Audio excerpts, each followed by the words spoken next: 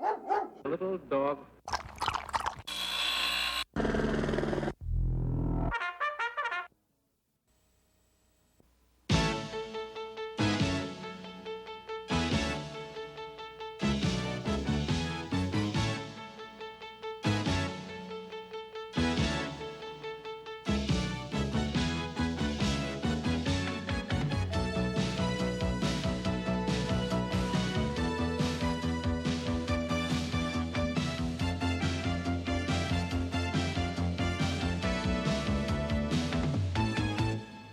Hi, I'm Jane Rudolph. And I'm Monsignor Charles Minor. Welcome to Reel to Reel. And welcome to an evening when Monsignor and I are doing a duet rather than a trio with Father Glass. One of these days, our third member will be back. I hope so. And I had difficulty remembering, is he an alto or bass? I guess he's a bass.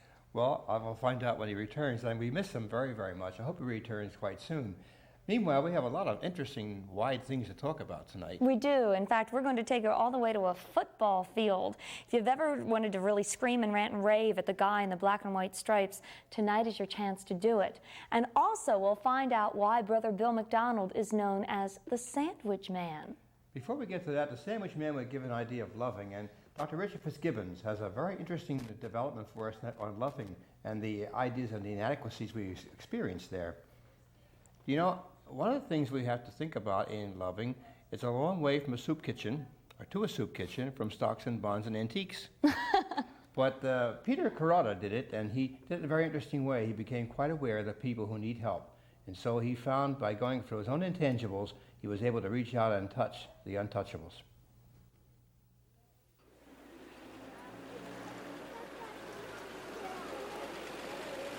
Peter Carota is well known among the poor people of Santa Cruz, California, for living a life of service to those less fortunate than himself.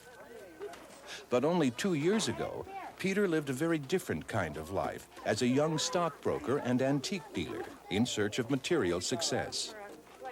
Then, just as Peter managed to obtain the new house, car, and clothes he had dreamed so long of having, he became profoundly aware of how little many others had. And I saw people eating out of dumpsters, you know, and I saw people, they just be all curled up in corners, and people ranting and raving and being crazy. And I had a deep feeling I wanted to somehow touch those people, reach those, I don't know what you would call them, the untouchable sort of, the people that you couldn't, that no one was reaching. They're just too far out, too crazy for anyone to be able to reach them. I thought, well, maybe through feeding we could become friends with them. God bless you. Inspired by the life of St. Francis, Peter sold all of his worldly belongings and set out to establish a soup kitchen to feed the poor people of his hometown. It took Peter 5 months to find a landlord willing to lease him a building for his first soup kitchen. And after only 10 months of operation in this building, located across from Santa Cruz's famous Boardwalk amusement park, Peter was evicted because of community concern over the bad element his soup kitchen attracted.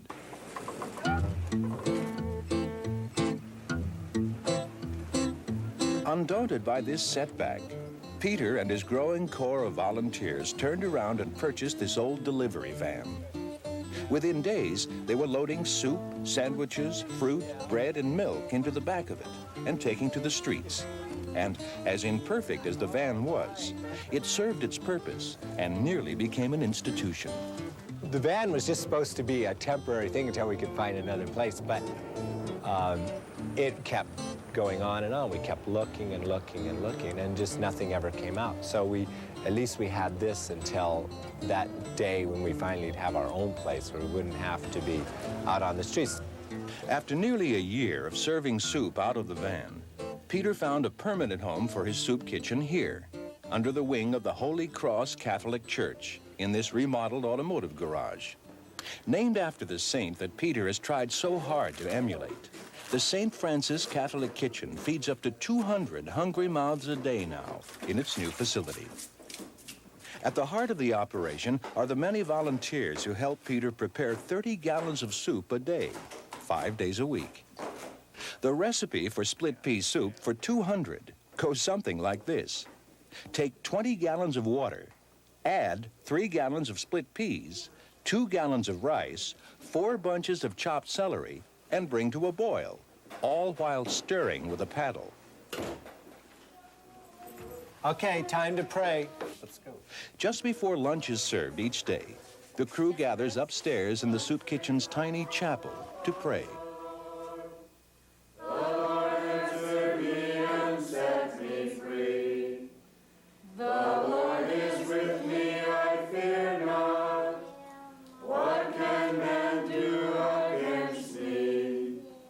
I've always believed that anything I did had to be done first with a lot of prayer behind it and afterwards the action. So that's been my constant struggle, is to keep getting back and centered on God inside me while I'm doing all of these actions. When you try to love someone who's mentally ill or an alcoholic, it's a constant battle not to get angry at them. But I think until we act on what the Holy Spirit is telling us inside, that we won't have real inner peace and we won't have fulfillment. And I can say I found fulfillment by serving Jesus. Welcome, everybody. And then take the seats at the end of the dining room, please, and fill up the tables there. And the waitresses will take you to your place. Hello. Did you manage to eat? All right. You have a lot of courage. Good for you. Hi, honey. Hello, dear. Great. Hi. Hello, Bob. How are you?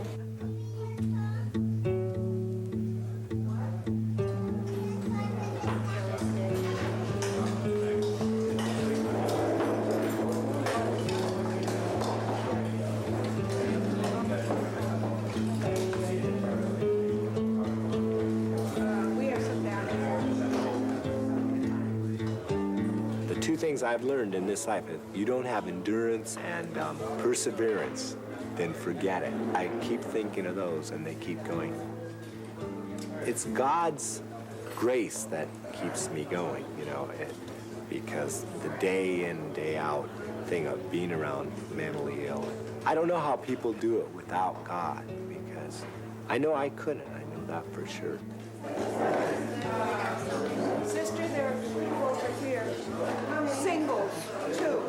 Peter's a really great guy. I've known him, for a long time. He's always been real helpful, and he's helped a lot of people. He's doing a great service for the community of Santa Cruz by sponsoring this food program for these people who need food because they're unemployed or they don't have the means to support themselves. Like myself, I got fired from my job, and I'm not too proud to come down here and eat. It does help me to maintain myself. People don't feel persecuted for their lifestyle, and people can come together in love and share together in a beautiful way. This helps me from getting myself in trouble. I don't know, I still stay out of trouble most of the time. The dumpster side of things, but it's a nice alternative. Bishop Thaddeus Schubstadt of the Monterey Diocese has been a supporter of Peter's from the very beginning. These people come here, and Peter doesn't ask them about their background. He doesn't ask them any questions. All he finds out, they're hungry, I'll give you something to eat. And he looks upon every one of these individuals as Christ himself. And that is a very exemplary and a very difficult thing to do at times. But he's doing it, he's showing that it can be done. When I was first installed as a bishop back a couple of years ago, he told me he was looking forward to having a building of his own. And I thought, well, I don't know how that's going to be possible by reason of the fact that it takes money. But he had a great deal of faith in God and trust in him. And he's a very prayerful man. And he's genuine. And so all of this sincerity, all of this genuine faith, all of this real concern for people has touched a lot of lives. And by reason of his turning to God and asking for help, God has blessed him, and he has this building today, which from a human point of view can't be explained. Looking at Peter, looking the way he started and the means he had, no way could anybody ever dream that he would come up with the resources to have his own building. But with the help of God and with the help of these very caring people, he has been able to do what he has been able to do. I'm just human. This has got to be done, take care of this, and get all keep the whole show going, you know. I can't just relax and, I'm too responsible, I guess.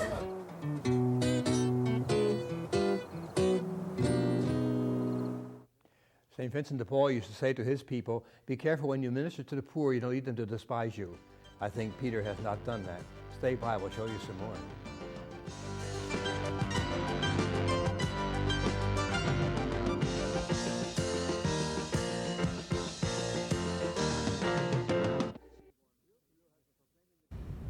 Since 1981, Reel to Reel has been proclaiming the good news by bringing you stories of Christian faith in action.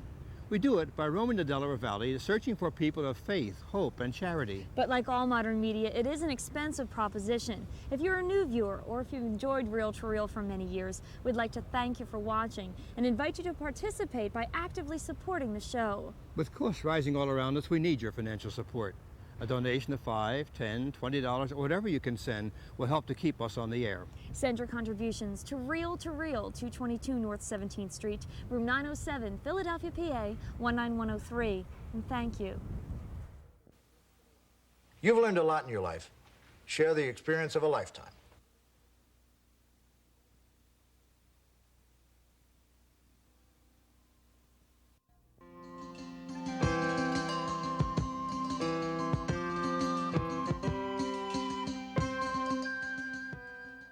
We promised to introduce you to the Sandwich Man, so now we're going to do just that. Brother Bill McDonald, welcome to Reel to Reel. Thank you. You are called the Sandwich Man, so for those viewers who don't know why don't you tell us why? Well, in 1978, on my way to Children's Hospital, I found some people that were laying on the street. So that's about the time that I started delivering sandwiches, one way or another, to the street people of Philadelphia. At that point, you weren't working with the homeless, though, were you? No, I was not. I was working at a group home for boys, an orphanage-type place, sponsored by Catholic Social Services. And I had one day off a week. And it was the one day that I would go down on my day off to feed these people. That was in 1978. And of course, it worked from 1 day a week to 5 days a week. And that's where it is right now. That's where it is right now, yeah. But this program or this service is unique, as you said to me before, because homeless are helping homeless. Right. The beautiful part about this is that if I was, for any reason, sick and could not make the trip up the alleys or down the subways, I have enough homeless people now that if the other brothers would drop the food off downtown, they would pick it up and deliver it to everyone throughout the city that needed food that day. So the important thing is that the people that have been helping me over this last few years have actually started an outreach program of their own. And it's not just food, it's emotional counseling. It's emotional counseling. There's a combination of strength. Some of the homeless have an appearance that is very strong, and I need them to clear the way for the troublemakers. And then I have a group of homeless that have the gift of sensitivity that's beautiful. So the combined gifts of strength, body, brute force for carrying things, and then the sensitive part of them. It's beautiful, the gifts they deliver to the people. Has it been difficult to establish the trust that you now have? It took about 8 years before any of them wanted anything really to do with me on a personal level. Outside of taking a sandwich, they told me nothing. They didn't tell me their names, they didn't tell me where they came from. And then about the last 4 to 5 years, they've opened up. They know they can trust me now. I know about their families, where they came from, why they're there. And it's really helped me to understand why they are where they're at. And the food comes from several parishes. I know that you're helped greatly. The food was started by, the food programs were started by Immaculate Heart of Mary Parish in Andorra. It went to St. Adalbert's in Port Richmond and to St. Bridget's in East Falls. Without these people, I could deliver nothing. I can only make 300 sandwiches. They give me over 2,000 to deliver to the streets per week. So, and even that, is supplemented by other people bringing us fruit. Philabundance delivers things that we can carry with us to the street. So it's multiplied by many, many, many people. And because of them, my program is a healing, a touching Band-Aid to the situation. And it has grown outside the Philadelphia area as well. It has. We have something I'm very, very proud of, and it happened by accident, is the homeless started bringing small children to me. And they would say, Brother Bill, we have this little boy who we've found he wasn't eating for the last few days. And he was eating out of a garbage can, or he was trying to steal food.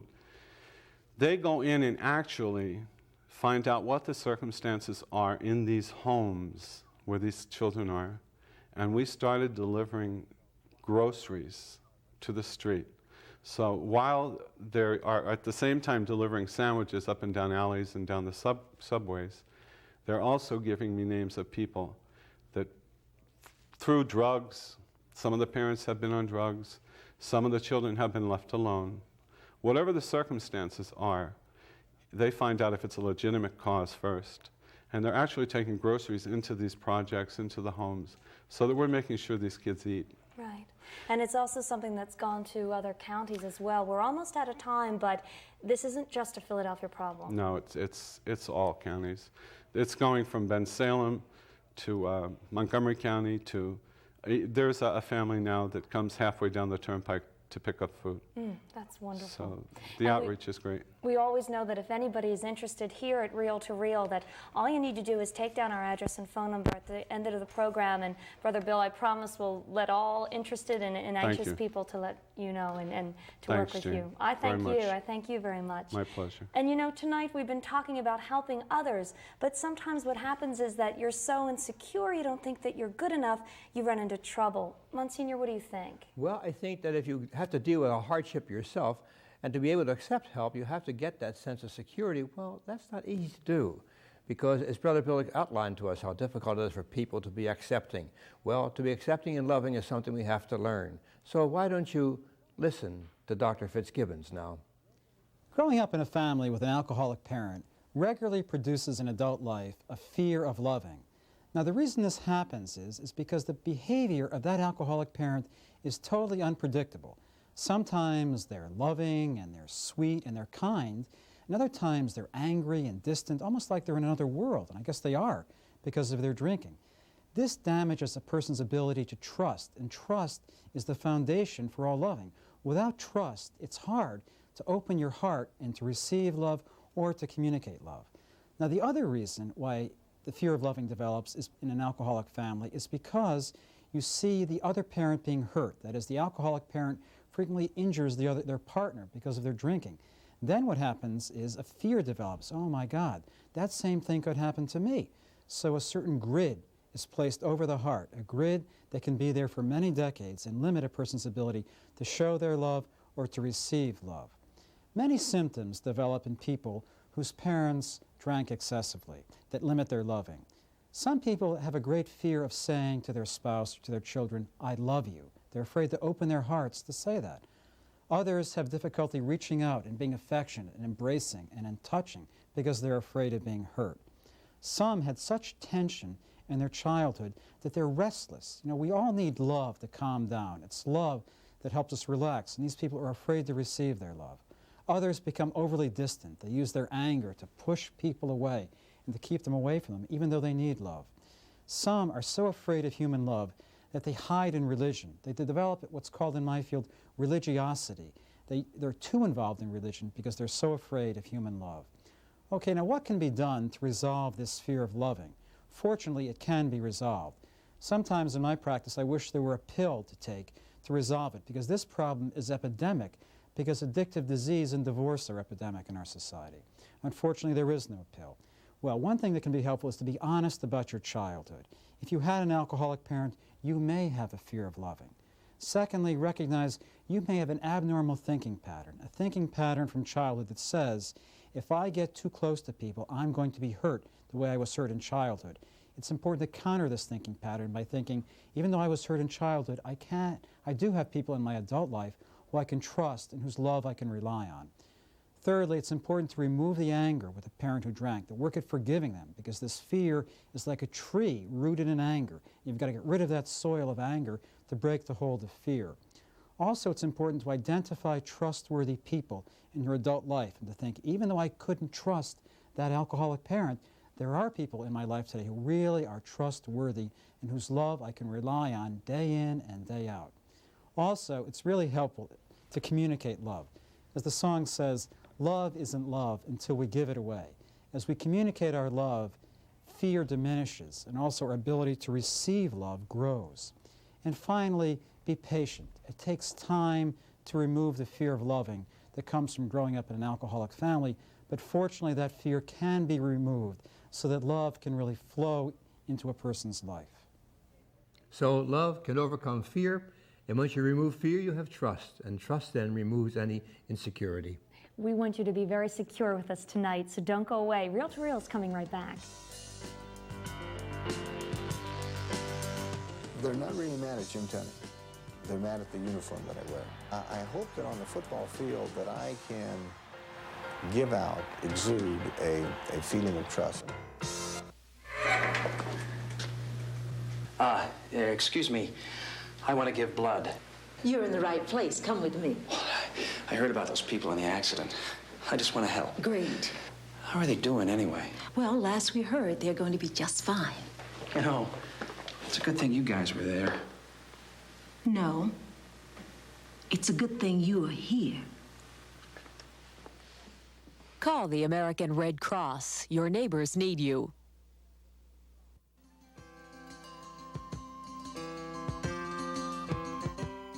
We welcome your comments and suggestions and encourage you to write to us at Reel to Reel, 222 North 17th Street, Room 907, Philadelphia, Pennsylvania, 19103, or call us during regular business hours at 215-668-9842. We talked a lot tonight about insecurities, but you know, they're not always individuals. Sometimes they're before and in front of thousands of people.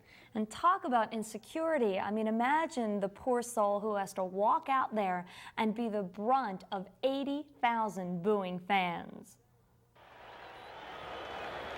Sanders has won the toss to receive and defend the South goal. Good luck. For 25 years they've been yelling at me. Got 33 altogether, including the high school and colleges. You have to understand that a coach and a player is under tremendous pressure. Think of another occupation where you are out there in the middle of everybody, 80,000 people, and they throw the ball to you in the end zone and you drop it. Instead of making a touchdown, you drop the ball. Now take Albert Einstein in the lab, or Alexander Graham Bell. When they mess up, nobody even sees them. No big deal. But you're out there in front of it, and the emotions really come out. The child often comes out in those players. And we have to understand that. So them yelling at us, getting unhappy, they've got to blame somebody. Very seldom do they come and say, well, it was my fault. I'm the guy that did it. No, they try to say, well, how come you didn't call a foul on that guy? And they're just rationalizing. And if you are aware that they're under great pressure and that they're rationalizing, and number one, they're not really mad at Jim Tenney. They're mad at the uniform that I wear. I hope that on the football field that I can give out, exude a feeling of trust. I don't say that in any bragging sense. I'm saying in a feeling that I have about my personality. I hope that's what I do. That on that field, people believe that I'm fair, that I'm not going to cheat for one side or the other, and I'm not going to be influenced by one person or the other. I'm going to do what I think is best at the time. I don't think that's Catholic education.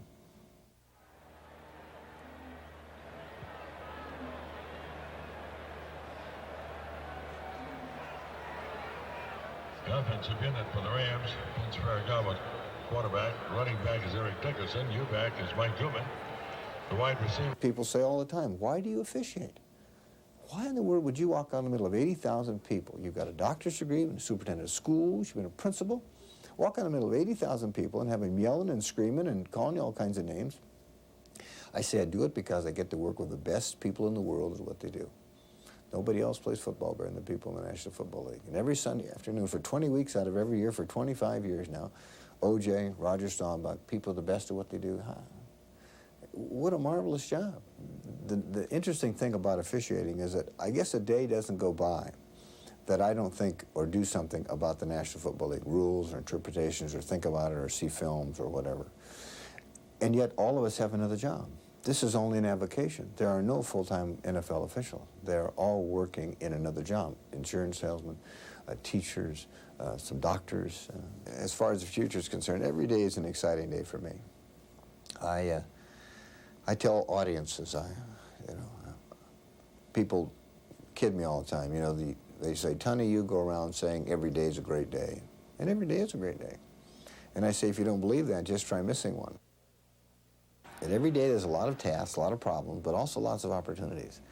And if I can get through, overcome, transcend the tasks and the problems and go for the opportunities, because every day something happens to me that makes that day a little bit better than the next. No, I'm not saying that every single day is better than the next one. I mean, that's Pollyannish and a little bit utopian. I don't say that, but it was a good day. And I always spend some time in the morning thinking about what I'm going to do in the day. And I spend some time in the evening, usually kneeling, saying, how did the day go? What is it today that was so exciting for me? What did I accomplish today? And if I didn't, say, well, not a lot, but you had a nice day. Then that's okay, too. I don't know, but I can't imagine anybody going out before 80,000 bluebirds without some preparation. He must have been in his family somewhere. Definitely, definitely. It was, though, in Brother Bill McDonald's family, something we didn't have a chance to tell you about. Brother Bill's mom often and always gathered everybody around the table, people who needed a good meal. So it's kind of her legacy of giving that's continued to today. We don't think of how much legacy is involved in our lives. All the stories you and I know, we didn't receive them by ourselves. We got them. They become part of our family life. Do you have a story? I'll bet you do. Someone started something in your life. Why don't you tell us about it? We'd love to talk to you about it and to others on Reel to Reel. And you know where the address is, so we'd love to hear from you. And until next week, please take care. Goodbye now. God bless you.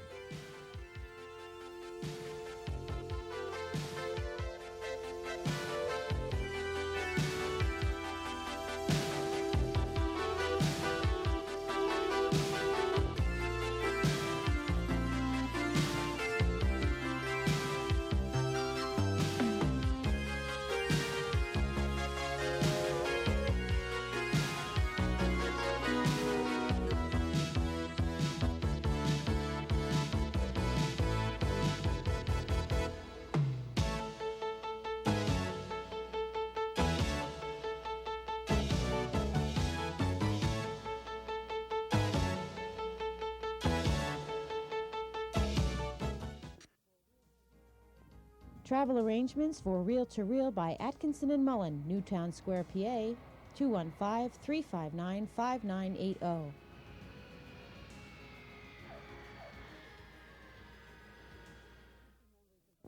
Our memories. Misty memories of soft green fields, fluffing brogues, and sunny smiles.